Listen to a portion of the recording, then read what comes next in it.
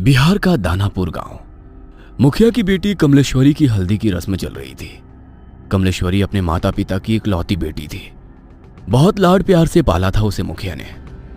बेटी बड़े घर में जाकर राज करे, यही इच्छा मन में दबाकर वो अपनी बेटी के रिश्ते की बात एक बहुत बड़े घराने में चलाता है। कमला की सुंदरता पर मोहित होकर किसी जमाने में जमींदार रहे अखिलेश बाबू अपने बेटे कुलदीप के लिए कमला को पसंद कर लेते हैं। फुलवा, ये ले, ये हल्दी उपटन और पानी बेटिया के ससुराल से आया है। जल्दी से इसे हल्दी में मिला, फिर रस्म शुरू करते हैं। काकी की बात सुनकर कमलेश्वरी की माँ फुलवा जाकर बिटिया के ससुराल से आई शगुन की हल्दी घोल कर ले आती है। चारों ओर चहल पहल थी। ढोलक की थाप पर औरतें मंगल गीत गा रही थी। जैसे ही हल्दी की रस्म शुरू होती है, कमलेश्वरी जोर जोर से चीखने लगती है। ये क्या लगा दिया मेरे पूरे बदन में? ऐसा लग रहा है जैसे किसी ने खाल खींच ली हो। बहुत दर्द हो रहा है माँ। कमलेश्वरी के जोर जोर से चिल्लाने पर उसको हल्दी लगा रही औरतें उसे ले जाकर पानी से उसका सारा शरीर धोने लगती हैं। हाय राम, ये क्या हो गया मेरी बिटिया को? ऐसा लगता है जैसे किसी ने कांच पीसकर हल्दी में मिला दिया हो, लेकिन कौन करेगा ऐसा काम? कमलेश्वरी के बदन पर जहां जहां हल्दी रगड़ी गई थी, वहां पर लाल धब्बे हो गए थे। दर्द से दुल्हन बुरी तरह छटपटा रही थी और उसकी माँ और बड़ी माँ उसके घावों पर मलहम लगा रही थी। छोटी, मुझे तो ये कोई सामान्य घटना लगती है। अरे घर में बाहर का है कौन? ऐसे कौन बिटिया की हल्दी में कांच मिला गया? कोई छोटी मोटी बात है क्या? अरे वो तो शुक्र है कि मुंह पर नहीं लगाया था, वरना पूरा चेहरा बिगड़ जाता बेचारी का। मेरा तो दिमाग ही काम नहीं कर रहा है जीजी। कौन हमारी कमला से जलेगा? इसने क्या बिगाड़ा है किसी का? शादी ब्याह का माहौल था। दोनों देवरानी जेठानी वैसे तो इस घटना से अंदर तक डर गई थी, लेकिन फिर भी इस समय कुछ भी सोचने के लिए उनके पास ज्यादा समय नहीं था। 2 दिन में कमला की शादी थी। घर में ढेरों मेहमान जमा थे। उनके खाने पीने की व्यवस्था करने के अलावा दोनों देवरानी जेठानी को तमाम रस्में पूरी करनी थी। इसलिए इस बात को यहीं दबाकर वो शादी की तैयारियों में जुट जाती हैं। अगले दिन सुबह, माँ, कमला के ससुराल से शादी का जोड़ा और शगुन आया है, जाओ जरा देखो तो। एक बड़ी सी गाड़ी से 2 नौकर जैसे दिखने वाले आदमी गाड़ी से नीचे उतरते हैं और बड़े से थाल में लाल रंग के कपड़े से ढका हुआ शादी का शाही जोड़ा और गहने कमला की माँ फुलवा को सौंप देते हैं। बड़ी माँ ने संदेश भिजवाया है, शाम के समय दुल्हन को यही खानदानी जोड़ा और गहने पहनकर तैयार होना है। और हाँ, उन्होंने खास एक बात का ख्याल रखने के लिए हिदायत दी है कि इस जोड़े पर किसी की भी बुरी नजर ना पड़ने पाए। वो काली नजर और अपशगुन जैसी बातों पे बहुत यकीन करती हैं, इसलिए खास तौर पर इस जोड़े को एहतियात से रखने को कहा है। आप फिक्र ना करें, कमला और उसका ये जोड़ा अगले 2 दिनों के लिए हमारी अमानत है। हम पूरा ख्याल रखेंगे। फुलवा वो बड़ा सा थाल लेकर तेज कदमों से अपने कमरे में जाती है और एक बड़े से संदूक को खोलकर पूरा थाल ऐसे ही उसमें रख देती है। पूरा दिन शादी का भाग दौड़ में बिताने के कारण फुलवा को याद ही नहीं था कि उसने कमला को उसके ससुराल से आया जोड़ा दिखाया ही नहीं है। अगले दिन दोपहर 4 बजे, फुलवा, अरे कमला को तैयार करने का समय हो गया है। इसके ससुराल से जोड़ा आया था ना, कहाँ रखवाई हो? जाओ ले आओ। चूड़ी पहनाकर हम शगुन कर देते हैं, उसके बाद इसकी सहेलियां मिलकर उसको सजा देंगी। मेरे तो ध्यान से ही उतर गया है जीजी। एक बार खोलकर देखा भी नहीं मैंने कि उन्होंने क्या क्या सामान भिजवाया है। फुलवा तेजी से पल्लू अपनी कमर में खोसते हुए अपने कमरे में जाती है और संदूक खोलकर वो थाल लेकर सीधा कमला के कमरे में पहुंचती है। ए छोटी, ये क्या भिजवाया है इसके ससुराल वालों ने? अरे दिमाग तो ठिकाने पर है। ये लाल रंग के शगुन के जोड़े के साथ काले रंग की चूड़ियां कौन भिजवाता है? अरे ये तो अपशगुन होता है। कहने को तो इतने बड़े लोग हैं, लेकिन क्या यही समझदारी है इन ऊंची हवेली वालों की? अरे नई दुल्हन को काली चूड़ियां कौन पहनाता है भला? हाँ जीजी, ये सब मैं क्या जानूं। अब इसके ससुराल से आया है तो मैंने तो ऐसे का ऐसा ही उठाकर संदूक में बंद कर दिया था जीजी। अब हो सकता है बड़े लोग हैं, उनके कुल में कोई परंपरा हो नई दुल्हन को काली चूड़ी पहनाने की। अरे आधी जिंदगी बीत गई है हमारी, हमने तो कभी नहीं देखा कि किसी दुल्हन के लिए ससुराल से काले रंग का जोड़ा या चूड़ियां आई हो। अरे शादी सिर्फ उनकी बहू की नहीं हो रही, अरे हमारी बिटिया की भी हो रही है। मैं तो कहती हूँ कि काली चूड़ी को हटा दे और लाल चूड़ी पहना इसे सुहाग जोड़े के साथ। अरे नहीं जीजी, वो जो नौकर आए थे ना इस जोड़े के साथ, वो खास तौर पर कह गए थे कि छोटी बहू जी को यही जोड़ा पहनाकर तैयार करना है। कमला की माँ की बात सुनकर उसकी जेठानी कमला के हाथों में वही काली चूड़ियां पहना देती है। कमला के ससुराल से आया हुआ लहंगा बहुत ही शानदार था। लहंगे को देखकर ऐसा लगता था जैसे किसी रानी महारानी की पोशाक हो। जैसे ही कमला की सहेलियां दुपट्टा कमला को पहनाने लगती हैं, तभी एक सहेली जोर से चीखती है और वो 2 कदम पीछे हट जाती है। क्या हुआ मीना, तू चिल्लाई क्यों? ये देख, तेरे दुपट्टे का एक कोना गायब है। ऐसा कौन करता है? इस तरह का कटा फटा लहंगा दुल्हन को कौन भिजवाता है? कमला की सहेली की चीख सुनकर फुलवा एक बार फिर दौड़ते हुए बेटी कमला के कमरे में आती है और जैसे ही वो दुपट्टे का कटा हुआ कोना देखती है, अपना माथा पकड़ लेती है। हाय राम, ये क्या अपशगुन हुए जा रहे हैं? मुझे तो समझ ही नहीं आ रहा। भगवान, ऐसी क्या भूल हो गई है हमसे? पता नहीं इस कमला का ब्याह शांति से निपटेगा या नहीं।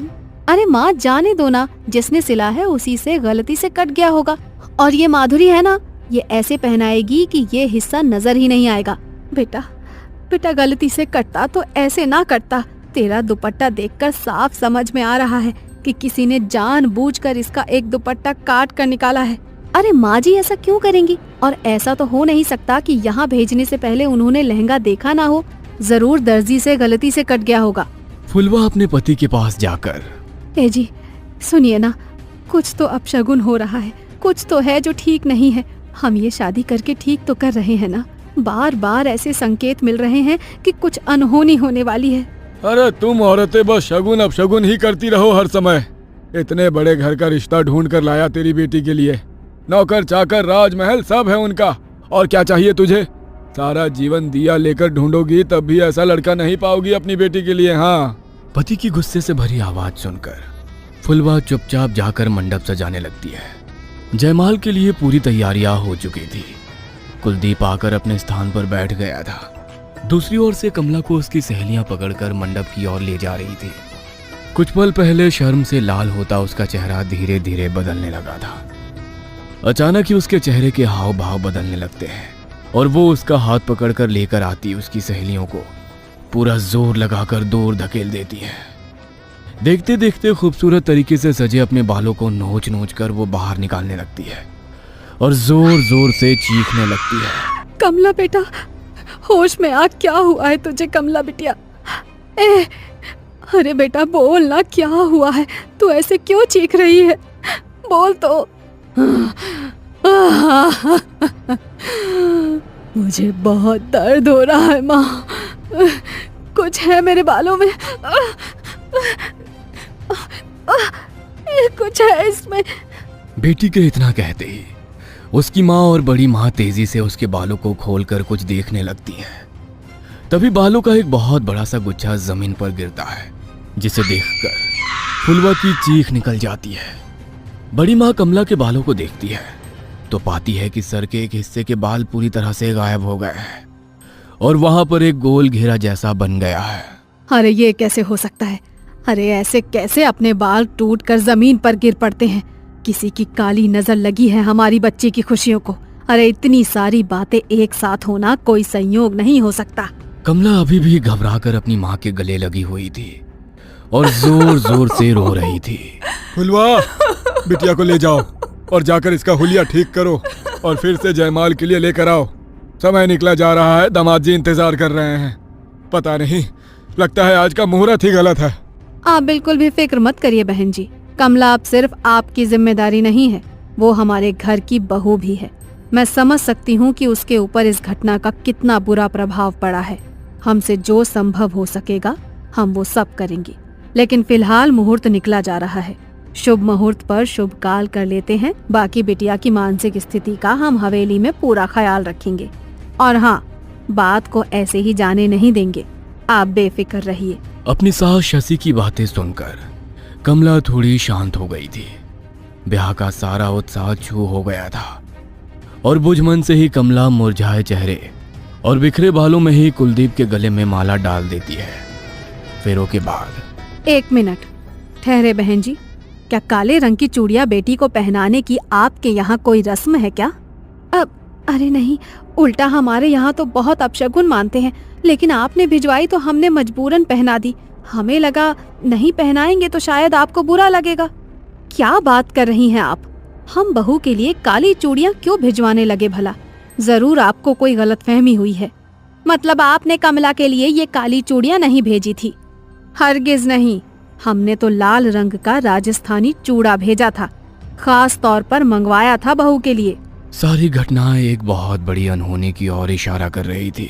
आपके घर पर ही लगता है किसी ने कोई काला जादू किया है, तभी तो आपके घर में रखे सामान पर ये सब हुआ। मुझे लगता है कि कमला की भलाई इसी में है कि वो जल्द से जल्द घर से दूर चली जाए। तुम ठहरो छोटी, मैं जरा पहले बिटिया की नजर उतार देती हूँ, उसके बाद कमला की विदाई करेंगे। बड़ी माँ दौड़ कर जाती है और कुछ सामान अपनी मुट्ठी में लेकर कमला के पास आ जाती है। मनी मन मंत्र बुदबुदाते हुए वो 5 बार कमला के ऊपर से मुट्ठी में लिया हुआ वो सामान उतारती है और आखिरी बार जैसे ही वो कमला के सिर पर से नजर उतारने के बाद उसके माथे को छूती है, उसे एक जोरदार झटका लगता है और वो उछलकर दूर जा गिरती है। ये सब देखकर सभी लोग स्तब्ध थे, जुबान जैसे हलक में अटक गई थी। समझ ही नहीं आता कि आखिर हो क्या रहा है वहाँ। कमला बेटा, तुम ठीक तो हो ना? अच्छा हमें बताओ, अभी तुम कैसा महसूस कर रही हो? ठीक हूँ मैं माँ जी। चिंता मत करो, उनका पैर फिसल गया होगा इसीलिए गिर पड़ी। अपने मन में कोई वहम मत लाओ। शशि अपनी समधन फुलवा के पास आकर कहती है, अभी तो हम बहू को लेकर अपने घर जा रहे हैं। हमारे दरवाजे पर भी तमाम रिश्तेदार जमा हैं। इस समय तो चर्चा करना ठीक नहीं होगा, लेकिन बहू की मुंह दिखाई के बाद हम पता करते हैं कि आखिर बहू को समस्या क्या है। तब तक आप भी कोई जानने वाले आदमी को बुलाकर अपने घर का शुद्धिकरण करा लीजिए। जी बहन जी, ठीक कह रही हैं आप। वैसे हमारे बड़े बुजुर्ग कहते हैं कि शादी विवाह में अगर पूजा पाठ में कुछ गलती हो जाए ना, तो पितृ नाराज हो जाते हैं, और कई बार पितरों के नाराज होने पर भी कई तरह के अपशगुन हुआ करते हैं। हो सकता है जो कुछ हम सोच रहे हैं वैसा ना हो, और ये सब पितरों का ही क्रोध हो। हम पितरों की शांति के लिए भी हवन करेंगे, आप लोग फिक्र मत करिए। दोनों समधन गले मिलकर एक दूसरे से विदा लेती हैं और बारात कमला को लेकर विदा हो जाती है। ससुराल आने के बाद बहू की गृह प्रवेश से लेकर मुंह दिखाई तक की सारी रस्में बहुत ही शांति से संपन्न हो जाती है, जिससे शशि और कुलदीप के मन को बड़ी तसल्ली मिली थी। उन्हें लग रहा था कि शायद जो भी बला थी वो बहू के मायके में ही पीछे छूट गई और ये सब शांत हो गया हो। लेकिन कहते हैं ना, जब कोई बहुत बड़ा तूफान आने वाला होता है ना, तो उससे पहले एक लंबी खामोशी होती है।